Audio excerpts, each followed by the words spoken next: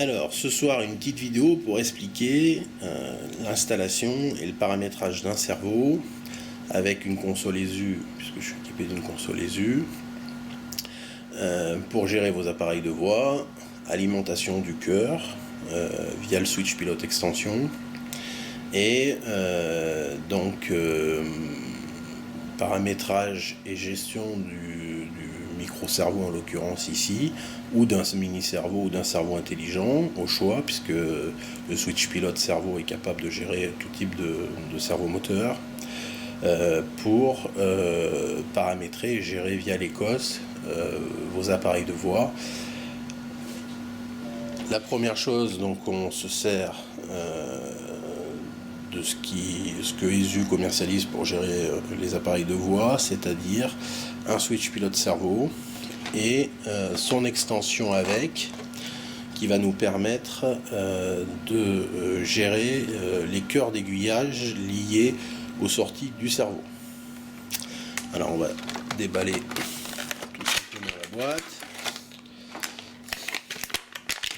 Ça, c'est la partie extension avec pour chaque cerveau, chaque numéro de cerveau, deux sorties relais qui vont nous servir en l'occurrence d'alimentation du cœur d'aiguillage. Et le boîtier, le switch pilote cerveau, qui comprend donc 4 entrées de cerveau moteur. Ça, ce sont des sorties qui, en fonction de la position A et B du moteur, permettent d'être actionnées via un TCO et via un bouton poussoir. Donc on a une position A, une position B pour le cerveau 1, une position A, une position B pour le cerveau 2, etc. etc. De l'autre côté, on a donc l'alimentation avec un power A, un power B, donc une alimentation 18 volts continue, et l'alimentation et l'arrivée par contre de la voie DCC, pour lequel vous allez, à travers laquelle vous allez pouvoir piloter vos cerveaux moteurs, puisque l'instruction passe par le protocole DCC tout simplement.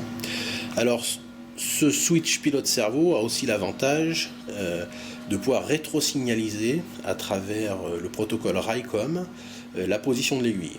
Donc, ce qui peut être intéressant si vous souhaitez un jour relier votre système à un ordinateur et à RTC par exemple, pour la gestion de vos cantons. On trouve ici 3 boutons. Un bouton qui sert en fait à passer en mode paramétrage ou en mode édition, et 2 boutons qui servent à modifier la position de votre cerveau sur le système. 4 diodes correspondant chacune à chaque cerveau. Bon, donc la première chose à faire, c'est de relier les 2 modules ensemble. Donc pour ce faire, on a un système de prise entre les deux qui est assez simple, mâle-femelle. On vient les présenter ensemble et on appuie, on clique. Les 2 sont reliés. Donc maintenant, le switch pilote extension va être alimenté par le switch pilote cerveau et va fonctionner de concert. Relativement simple. Bien évidemment, les documentations fournies par ESU sont en allemand et en anglais, aussi bien pour l'extension que pour la partie switch pilote cerveau. Sur internet, vous pouvez trouver assez facilement les documentations en français si nécessaire. Alors, pour les besoins de la démo, je ne me suis pas embêté. Ce qui est tout à fait faisable, c'est d'alimenter votre switch pilote via votre voie DCC, puisque c'est de l'alternatif. Il est capable de recevoir du continu comme de l'alternatif, sans problème au niveau de l'alimentation.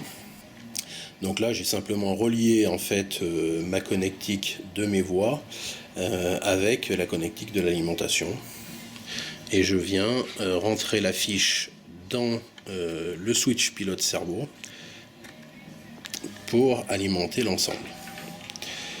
Alors, première précaution, en l'occurrence ici le cerveau moteur, enfin le mini même cerveau moteur, micro cerveau moteur, a déjà été installé et paramétré. Par contre, lorsque vous installez un servo sur un circuit, sur un appareil de voix, je vous conseille au préalable, avant l'installation et la fixation du servo, et notamment le passage de la tige, de relier votre servomoteur au système et de régler son débattement pour éviter d'avoir des mauvaises surprises, puisqu'on travaille sur des positions, et que, en fonction des positions qu'on prend, le débattement peut être plus ou moins important, et du coup, si le débattement est trop important, on va forcer sur l'aiguille de l'appareil de voix, au risque d'endommager la traverse mobile. Ça peut être le cas sur des aiguilles T-Lig, où la traverse est assez fragile, et les aiguilles aussi. Il est préférable donc au préalable, avant l'installation sur l'appareil de voix, de préparamétrer votre moteur. Alors, avant de connecter, donc là j'ai pris un petit servo ESU pour vous faire la démonstration. Avant de connecter, bien évidemment, pensez à stopper l'alimentation de la centrale Écosse afin de ne pas d'endommager le servomoteur au moment où vous allez le brancher sur l'appareil. Alors, il y a un sens, bien évidemment, pour brancher le servomoteur. Il est assez simple. Ici, on a une partie lisse de la connectique. Ici, on voit les points de connexion de la connectique. Le câble noir est toujours à l'intérieur de la connexion. Ça veut donc dire que la fiche, elle s'en fiche. Dans ce sens-là, la partie lisse vers vous et la partie donc connectique derrière qui est vers la sortie du switch pilote servo. Donc je branche tout simplement sur la connectique 1 mon switch pilote servo. Voilà. Je m'assure donc que le câble noir est bien à l'intérieur comme je vous l'ai indiqué. Et maintenant je vais passer ma centrale Écosse sur Go, ce qui va alimenter mon switch pilote servo, et je me retrouve donc avec mon petit servo qui est dans cette position là. Donc maintenant je vais passer en mode paramétrage, donc c'est relativement simple. Je vais essayer de tourner l'appareillage sans trop tirer sur les câbles, voilà, pour vous faire voir. Donc pour passer en mode paramétrage de mon servo, je reste appuyé sur le bouton de droite et je vois que j'ai une diode qui clignote et qui va se mettre à clignoter assez rapidement, voilà. Donc là je suis sur la position A du servo 1. J'ai la possibilité de faire bouger l'aiguille en fonction de mes besoins à travers le bouton plus et le bouton moins. Et là je passe sur la position B et donc je vais ramener mon aiguille au centre afin d'assurer un débattement réduit entre la position A et la position B. Et si je rappuie sur le bouton de droite, il fait le mouvement correspondant aux différentes positions. Donc une fois qu'on a paramétré la position du servo en position A et position B, en rappuyant sur le bouton de droite, on passe sur le paramétrage du servo 2 et ainsi de suite jusqu'à avoir paramétré l'intégralité des servos. Bon, en l'occurrence, on va repasser en stop. Et donc maintenant, on va rebrancher le bon servo. C'était simplement pour vous faire voir le paramétrage d'un servo. Donc celui-là, bien évidemment, il a été pré-paramétré avant d'être installé. Je m'occupe toujours de vérifier le sens de connectique de mon servo.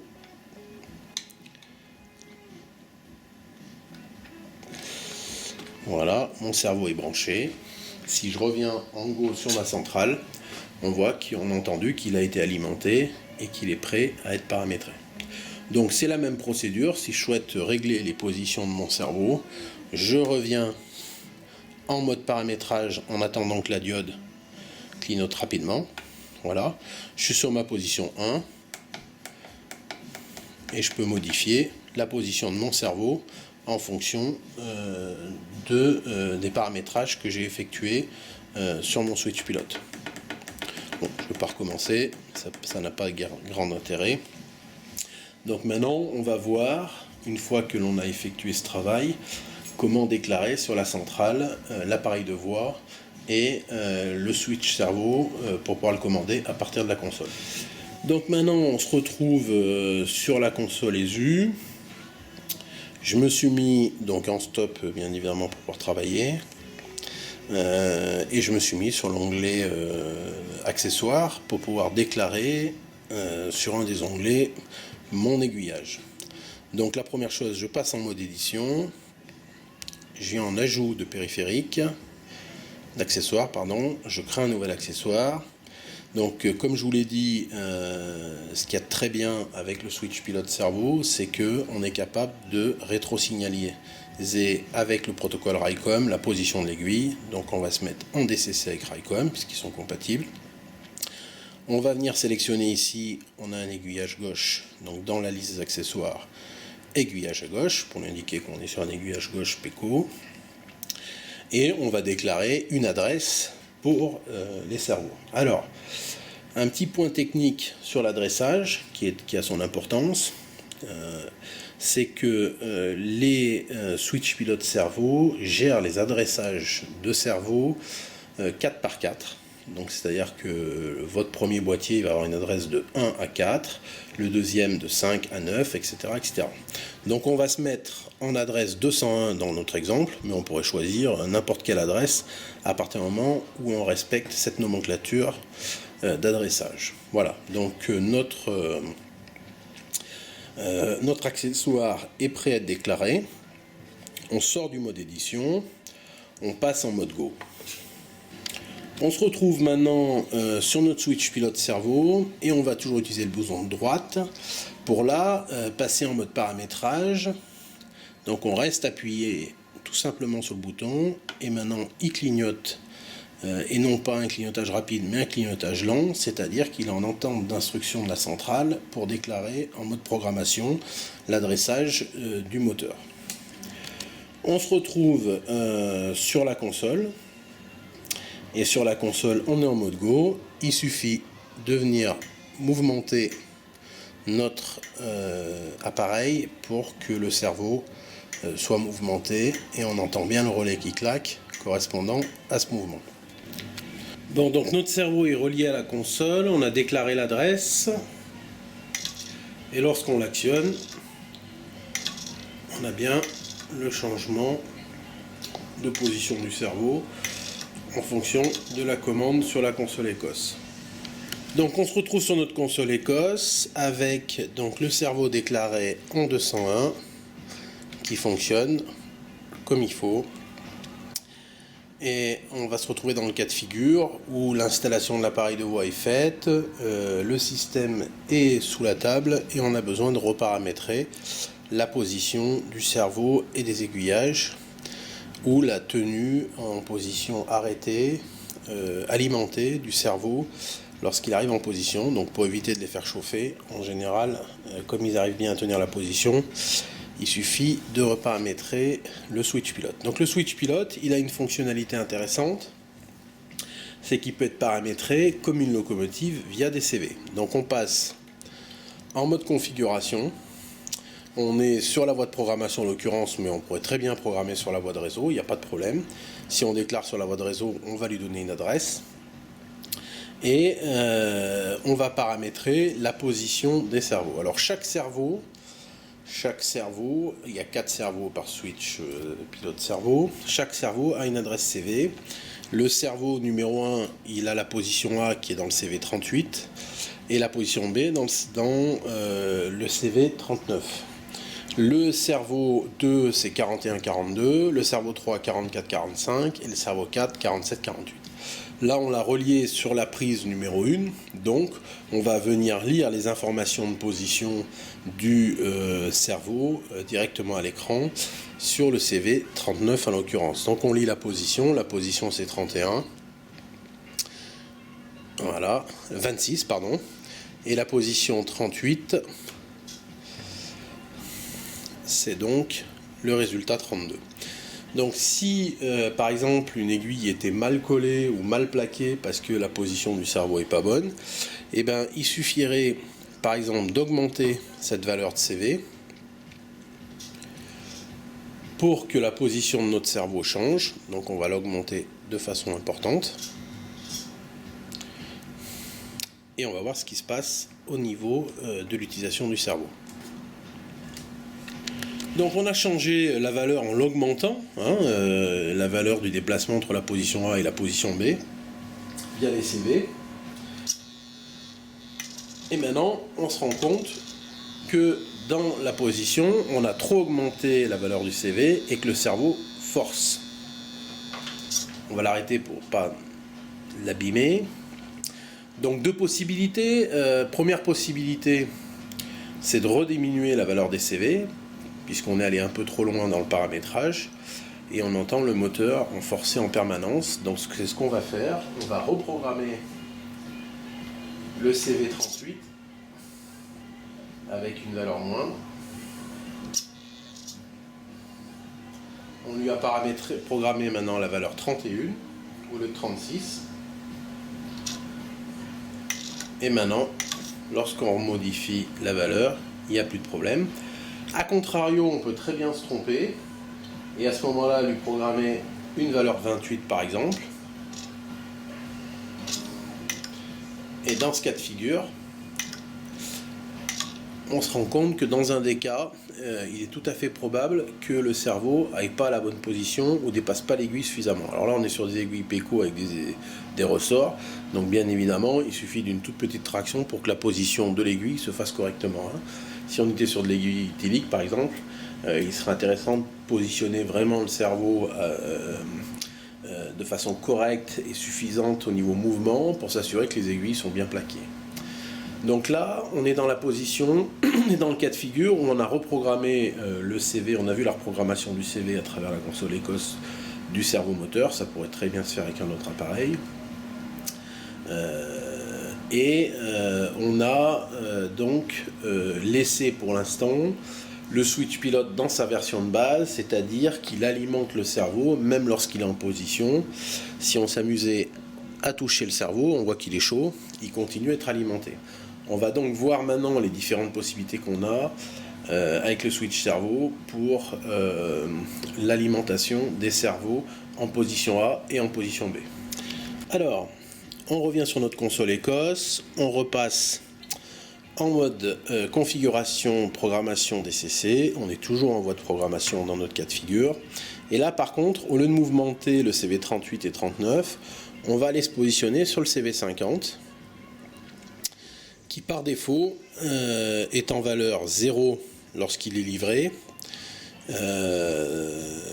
Voilà, donc ça veut dire qu'en position en valeur 0, le cerveau est alimenté en fin de course et conserve sa position via une alimentation. Donc on consomme du courant. Alors il y a trois modes qui existent, le 0, le 1 et le 2 en valeur.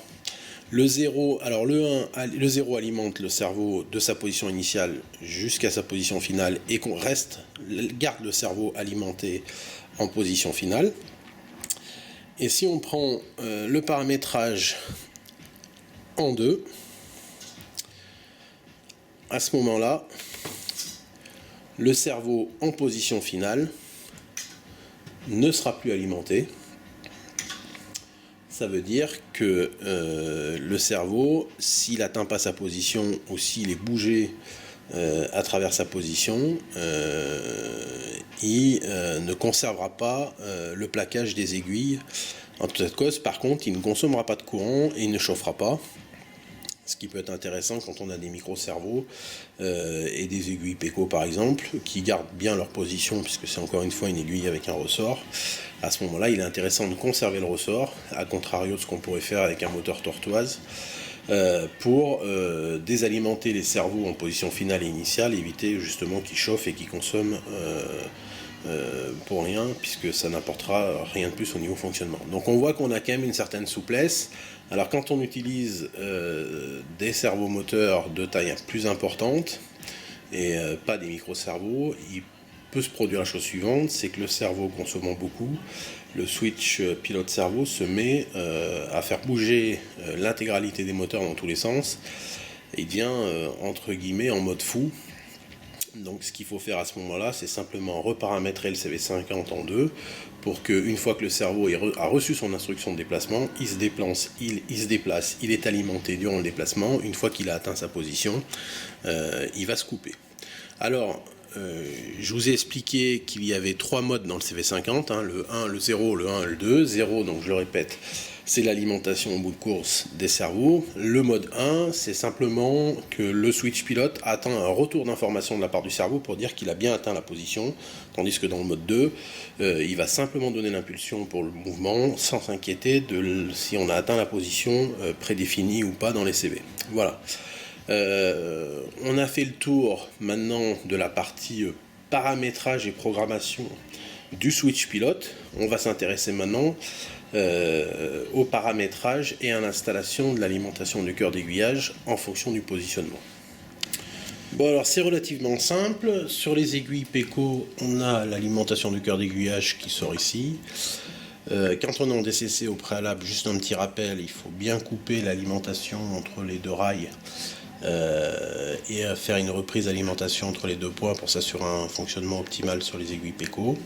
Donc là, je vais tout simplement venir, donc j'ai fait un petit crochet, je vais écraser mon crochet des deux côtés, voilà, et je vais venir rajouter un point de soudure à l'endroit que je souhaite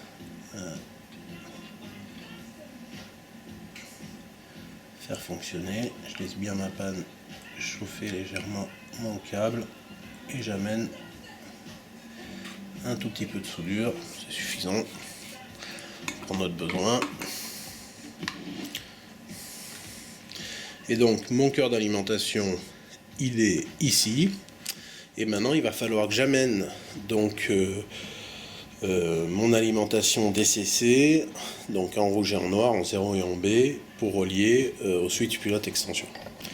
Donc notre cœur est branché, et donc on a besoin de venir se mettre sur la sortie relais du switch pilote pour venir alimenter notre cœur avec un relais, avec une polarité inversée du cœur d'aiguillage en fonction de la position du cerveau. Donc pour ce faire, c'est simplement on amène nos connectiques DCC de notre voie, donc le rouge et le noir en l'occurrence pour moi, hein, mais ça peut être n'importe quel code couleur. Vous voyez que je fixe au bout quand même des petits picots, je viens les rentrer des deux côtés pour le branchement, et votre cœur d'aiguillage, l'alimentation du cœur d'aiguillage vient se brancher au milieu. Voilà, on referme tout pour pas que ça bouge. Tac. Et donc on vient brancher l'ensemble sur la sortie 1 qui est la sortie relais. Voilà, je vais le serrer.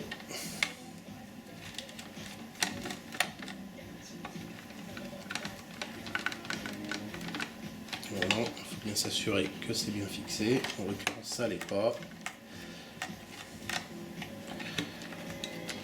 Alors, l'avantage de sertir les bouts de câble, bien évidemment, hormis de faire un câblage très propre, c'est l'avantage aussi de pouvoir inverser assez simplement sans qu'il y ait des fils qui partent dans tous les sens entre deux relais. Donc là,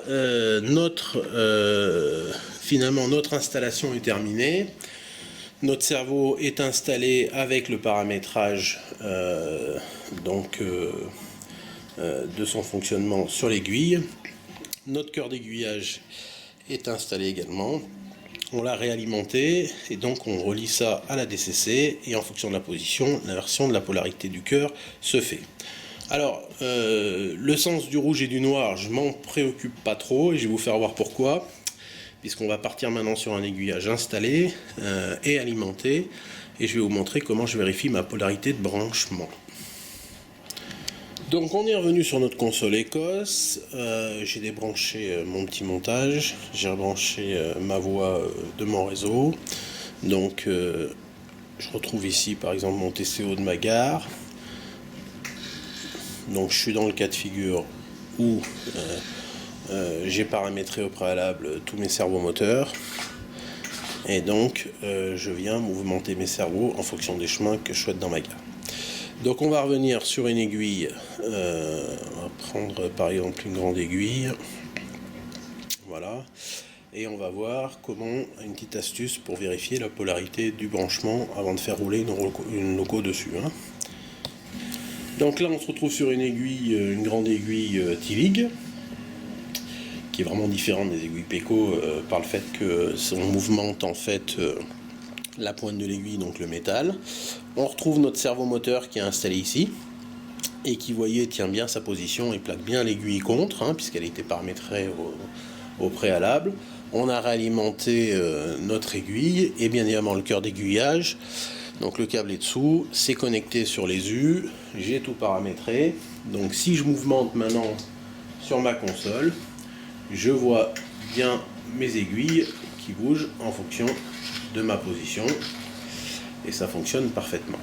Donc ma petite astuce pour vérifier ma polarité, eh bien je me sers d'un multimètre tout simplement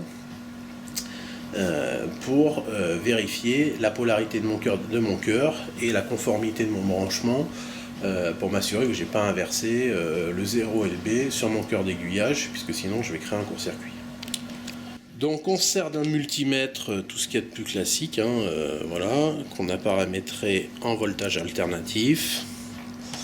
On vient se brancher d'un côté de la voie. Alors en l'occurrence là, mon aiguille, elle est faite pour aller tout droit.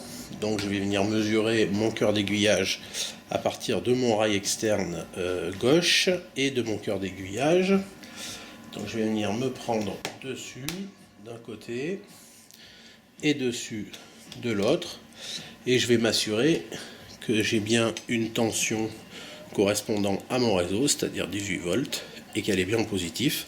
Si j'avais inversé mon câblage, j'aurais une tension négative de moins 18 volts, ce qui voudrait dire qu'il faut que j'inverse mon câblage. Donc dernier test ultime, bien évidemment, c'est de faire rouler une locomotive sur votre aiguillage pour vous assurer que le câblage a bien été fait et que les soudures ont été bien faites et que tout est conforme pour une exploitation optimale. Ben voilà, j'espère que ce petit tuto vous servira et qui vous permettra d'affiner et de paramétrer comme il faut vos servos et l'alimentation de vos cœurs d'aiguillage.